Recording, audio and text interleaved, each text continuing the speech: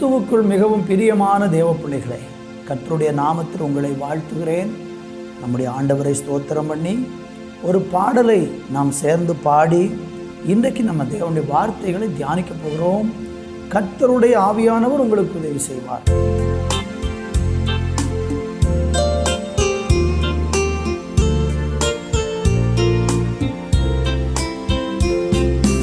அன்பே கல்வாரி அன்பே,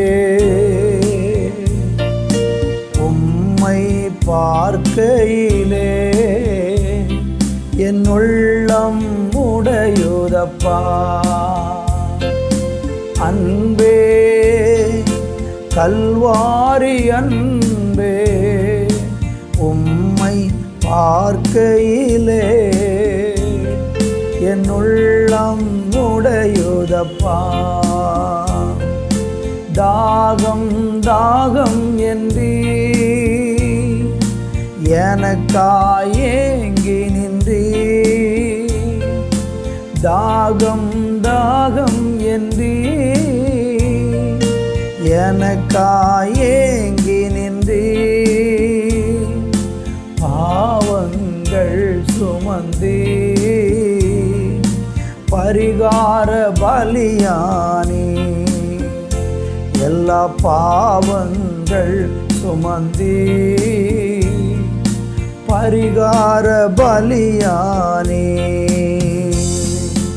அன்பே கல்வாரி அன்பே, உம்மை பார்க்கையிலே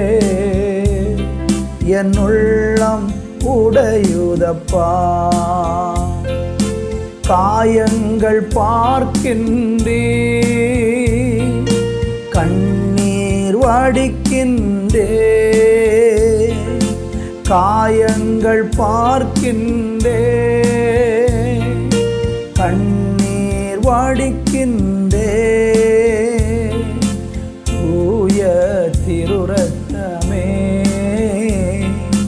துடிக்கும் தாயுள்ளமே. தூய திருரத்தமே துடிக்கும் தாயுள்ளமே. அன்பே கல்வாரி அன்பே, உம்மை பார்க்கையிலே என் உள்ளம் உடையுதப்பா. அந்த கல்வாரி அன்பை நினைத்து பார்க்கும்போதெல்லாம் நம்முடைய உள்ளம் உடையும். காரணம், கல்வாரி சிலுவையில் தேவன் தம்முடைய அன்பை நமக்கு வெளிப்படுத்தினார். கல்வாரியில இயேசு நான் தாகமாக இருக்கிறேன் என்று அவர் கதறுகிறதை நம்ம பார்க்கிறோம். நமக்காக அவர் கதறினார். நம்ம மேலே அவர் தாகமாக இருந்தார். இன்றைக்கும் உங்கள் மேலே தேவன் தாகமாக இருக்கிறார். உங்கள் வாழ்க்கையில் நன்மையை தருவதற்கு அவர் தாகமாக இருக்கிறார். இந்த நாளில் எங்களோட ஆண்டுடைய கரத்தில் எங்களை அர்ப்பணிக்கிறோம். எங்கள் மேல் வைத்திருக்கிற கிருபைக்காக உமக்கு ஸ்தோத்திரம். தொடர்ந்து குடைகிறோம். இயேசு கிறிஸ்துவின் நாமத்தில் ஜெபிக்கிறோம் பிதாவே. ஆமென், ஆமென்.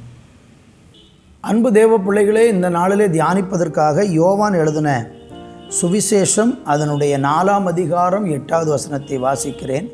அப்பொழுது சமரியா நாட்டாளாகிய ஒரு ஸ்திரீ தண்ணீர் மொள்ள வந்தாள். இயேசு அவளை நோக்கி தாகத்துக்கு தா என்றார். வாசித்து கேட்ட இந்த வேத வசனம் நமக்கு நன்றாக தெரியும். ஆண்டவராகி இயேசு கிறிஸ்து சமரியாவின் வழியாக அவர் போக வேண்டிய ஒரு பிரயாணம் அவருக்கு இருந்தது. அப்படியாக அவர் சமரியா வழியாக போகும்போது அங்கே ஒரு ஸ்திரீயை மத்தியான நேரத்தில் அவர் பார்க்கிறதை நம்மை அங்கே காண முடிகிறது. அவள் ஒரு கிணற்றிலே யாக்கோபனுடைய கிணற்றிலே வந்து அவள் தண்ணீர் மொள்ளும்படியாக அல்லது தண்ணீர் எடுக்கும்படியாக அவள் அந்த இடத்துக்கு வந்திருக்கிறாள். அவளை பார்த்து இயேசு அவளோடு கூட பேசுகிறதை பார்க்கிறோம். அவளை பார்த்து இயேசு கேட்ட ஒரு காரியம்தான், தாகத்துக்கு தா என்று சொல்லி அவளிடத்தில் ஆண்டவர் கேட்கிறார். தொடர்ந்து அந்த ஸ்திரீயோடு இயேசு பேசி கொண்டிருக்கிறதையும் அந்த ஸ்திரீயும் இயேசுவோடு பேசுகிறதையும் கடைசியில் அந்த அதிகாரத்தை நீங்கள் தொடர்ந்து படித்து பார்க்கும்போது அந்த ஸ்திரீயினுடைய வாழ்க்கையை குறித்த எல்லா ரகசியங்களையும் ஆண்டவர் வெளிப்படுத்துகிறார். ஆண்டவர் சொல்லுகிறார், நீ உன் கணவனை அழைத்து கொண்டு வா என்று கேட்டபோது அவள் சொன்னால், எனக்கு புருஷன் இல்லை என்று சொன்னார். உடனே இயேசு சொன்னார், உனக்கு 5 புருஷர்கள் இருக்கிறார்கள், இப்பொழுது இருக்கிறவனும் உன்னுடைய புருஷன் அல்ல என்று சொன்னபோது அவளுடைய அந்தரங்க வாழ்க்கை வெளிப்பட்ட போது அவள் மிகவும் நடுக்கமடைந்து ஆண்டவராகிய இயேசு கிறிஸ்துவை ஏற்றுக்கொள்ளுகிறதை அந்த பகுதியில் நம்ம பார்க்க முடியும். ஆண்டவராகிய தேவன் அந்த பெண்ணினிடத்திலிருந்து தண்ணீர் வாங்கி குடித்ததாக அங்கே எதையுமே பார்க்க முடியாது. இயேசு கிறிஸ்து இன்றைக்கும் ஒவ்வொரு மனுஷன் மேலும் அவர் தாகமாக இருக்கிறதை வேதம் நமக்கு சொல்லுகிறது. நம்ம மேலே அவர் மிகுந்த தாகமாக இருக்கிறார். எதை குறித்த தாகம்? இயேசு கிறிஸ்து அங்கே சொல்லும் பொழுது ஒரு காரியத்தை சொல்கிறாரு. அதனுடைய 13வது வசனத்தை நம்ம படிக்கும்போது வேதத்தில் அங்கே படித்து பாருங்கள். இயேசு அவளுக்கு பிரதியுத்தரமாக, இந்த தண்ணீரை குடிக்கிறவனுக்கு மறுபடியும் தாகம் உண்டாகும், நான் கொடுக்கும் தண்ணீரை குடிக்கிறவனுக்கோ ஒரு காலமும் தாகம் உண்டாகாது, நான் அவனுக்கு கொடுக்கும் தண்ணீர் அவனுக்குள்ளே நித்திய ஜீவகாலமாய் ஊறுகிற நீரூற்றாயிருக்கும் என்று சொல்லுகிறதை பார்க்கிறோம். அந்த பெண்ணிடத்தில் தண்ணீரை கேட்டவர் ஒரு நித்திய காலமாக நமக்கு தேவையான ஒரு ஜீவ தண்ணீரை குறித்து இயேசு அங்கே பேசுகிறதை பார்க்கிறோம். அருமையான தேவனுடைய பிள்ளைகளே, இந்த உலகத்தில் நம்ம என்னென்ன காரியங்களை விருப்பமாக, ஆசையாக, மிகுந்த ஆர்வத்தோடு நம்ம செய்தாலும் அனுபவித்தாலும் எந்த ஒரு காரியமும் நமக்கு திருப்தியை தராது. நம்ம வாழ்க்கையில் நிரந்தரமாக நித்திய காலமாக நம்ம வாழ்க்கையில் நமக்கு நல்ல நிறைவையும் திருப்தியையும் தரக்கூடியது எதுவென்றால் ஆண்டவருடைய சமூகத்தில் வந்து ஆண்டவரால் நமக்கு கிடைக்க பெறுகிற நன்மைகள் மாத்திரம்தான் நம்முடைய வாழ்க்கையில் நிரந்தரமான நித்திய தீர்வை தர முடியும். இன்னொரு காரியத்தை கூட சொல்ல விரும்புகிறேன். நம்முடைய சரீர பிரகாரமான எந்த ஒரு தேவைகளும் நம்முடைய வாழ்க்கையில் நிரந்தரமாக நம்மளை திருப்திப்படுத்துவதில்லை. நீங்கள் எவ்வளவு ஆகாரம் சாப்பிட்டாலும் அந்த நேரம் உங்களை திருப்திப்படுத்தும், மறுபடியும் உங்களுக்கு பசி உண்டாகும். நீங்கள் எவ்வளவு தண்ணீர் குடித்தாலும் அந்த தாகம் எடுக்கிற நேரத்தில் நீங்கள் குடிக்கிற தண்ணீர் உங்களுக்கு திருப்தியை தரும், அப்புறம் மறுபடியும் உங்களுக்கு தாகம் உண்டாக ஆரம்பித்துவிடும். நம்முடைய சரீரத்தின் தேவைகள் நாளுக்கு நாள் திருப்தி அடையாமலே ஓடிக்கொண்டிருக்கிறது. இன்னும் உலக பிரகாரமான பலவிதமான சுக சௌகரியங்களாக இருக்கட்டும். பிரசங்கியின் புஸ்தகத்தில் படித்து பார்த்தால் காண்கிறதுனாலே கண்கள் திருப்தி அடைவதில்லை என்று நம்ம பார்க்க முடியும். கேட்கிறதுனால செவிகளும் திருப்தி அடைவதில்லை. இந்த உலகத்தில் மனுஷனுடைய வாழ்க்கையில் என்றைக்கு திருப்தி என்கிற ஒரு விஷயம் வருமோ அன்றைக்கு தான் அவன் சந்தோஷமாக இருக்க முடியும். திருப்தி அடையாத வரைக்கும் அவனுடைய வாழ்க்கையில் அவன் ஓடிக்கொண்டே இருப்பான், தேடிக்கொண்டே இருப்பான், திருப்தி அடையாமலே இருப்பான். ஆனால் நம்முடைய வாழ்க்கையில் எல்லா காரியங்களிலும் சூழ்நிலைகளிலும் நம்மளை திருப்தியாக்குகிற ஒரே ஒருவர் இருக்கிறார், ஆண்டவராகிய இயேசு கிறிஸ்து. எனவே இன்றைக்கு நீங்கள் ஆண்டவராகிய இயேசு கிறிஸ்து அன்றைக்கு வந்து பாருங்கள்.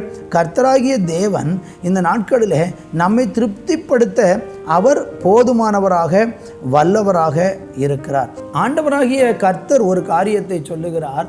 ஏசாயா தீர்க்க தரிசனம் 55:1, ஓ தாகமாக இருக்கிறவர்களே, நீங்கள் எல்லாரும் தண்ணீர் அண்டைக்கு வாருங்கள், பணமில்லாதவர்களே நீங்கள் வந்து வாங்கி சாப்பிடுங்கள், நீங்கள் வந்து பணமின்றி விலையுமின்றி திராட்சரசமும் பாலும் கொள்ளுங்கள் என்று ஆண்டவர் சொல்லுகிறார்.